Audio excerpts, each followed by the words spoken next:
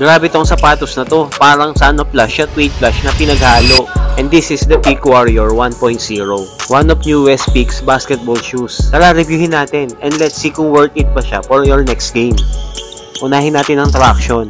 Super reliable, especially sa dusty courts. Kahit may konting dust pick up, sobrang kapit niya pa rin. Yung bite niya, instant hard stops. Kaya naman solid to for quick guards and slashers.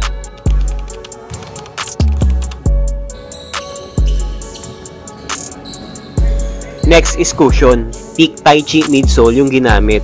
At sa mga hindi nakakaalam, ito pa rin yung best cushion setup ni Peak Sports. Kasi sobrang comfortable naman talaga siya sa paa and it's very responsive at may decent impact protection.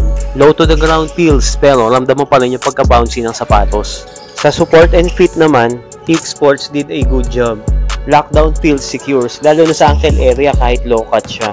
Hindi rin mabigat kaya easy to move sa quick transitions.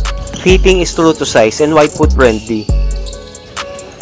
Punta naman tayo sa design and materials. Very premium looking kahit budget shoes lang siya. Gaya nga ng sinabi ko kanina, para siyang pinaghalong Sun Plush at Weight Plush. And yes, this is made for outdoor due to SWR rubber outsole na sobrang tigas at kapal. At ito na nga ang review natin sa Peak Warrior 1.0. Andyan lang yung link sa baba at yellow basket kung gusto mo matry. Follow me for more shoe reviews.